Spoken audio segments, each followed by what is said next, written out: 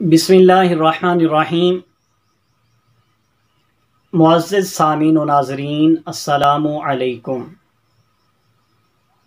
آج میں آپ کے سامنے بدگمانی کے حوالے سے گفتگو کروں گا۔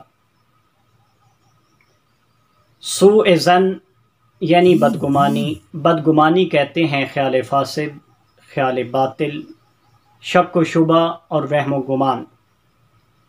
بدگمانی شیطانی وسوسے سے پیدا ہونے والی ایک ایسی بیماری ہے جس میں مبتلا شخص کا سکون قلب غارت ہو جاتا ہے۔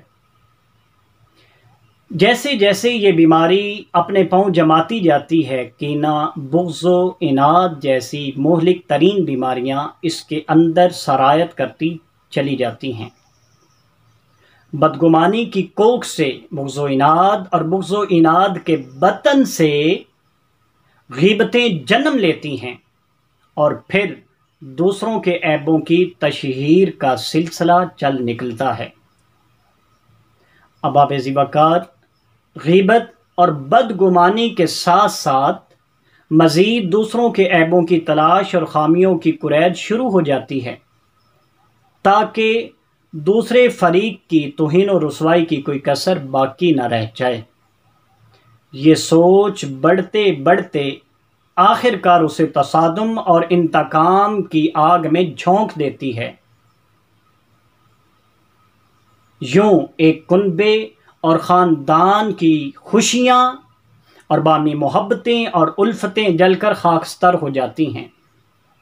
صحیفہ انقلاب قرآن مجید فرقان حمید نے بدگمانی کو قوموں کی تباہی کا ایک بنیادی سبب قرار دیتے ہوئے فرمایا، سورۃ الفتح کے اندر وَظَنَنْتُمْ ظَنَّ السَّوْءِ وَكُنْتُمْ قَوْمًا بُورًا، تم نے ایک دوسرے کے بارے میں برا گمان رکھا اور تم برباد ہونے والی قوم تھے۔ سورۃ الحجرات کے اندر قرآن مجید فرقان حمید نے واضح انداز میں فرمایا کہ بدگمانی سے اپنے دامن اخلاق کو اس طرح پاک رکھیں، یا ایھا الذین آمنوا اجتنبوا کثیرا من الظن ان بعض الظن اثم، اے ایمان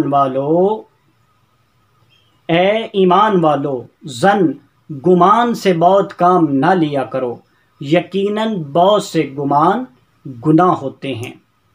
اباب ذی وقار اس مقام پر سیدنا مولا علی کرم اللہ وجہ الکریم نے ارشاد فرمایا، جب بدگمانی دل میں گھر کر جاتی ہے تو یہ مصالحت و مفاہمت کے امکانات کو کم کر دیتی ہے۔ یہ اخلاقی برائی انسان میں موجود اخلاقی خوبیوں کو بھی نگل جاتی ہے۔ ایسا شخص حقیقت و سچائی کا ادراک نہیں کر سکتا۔ تو سامعین کرام، آئیں بدگمانی سے بچیں، خیال باطل سے بچیں، خیال فاسد سے بچیں، شکوک و شبہات سے بچیں تاکہ ہمیں قلبی سکون مل سکے۔ اباب ذی وقار اگر ہم نہیں بچیں گے تو پھر سوسائٹی کے اندر فتنہ و فساد پیدا ہوگا، لڑائی جھگڑے پیدا ہوں گے، نفاق پیدا ہوگا، تو پھر معاشرے میں سے امن و سکون ختم ہو جائے گا۔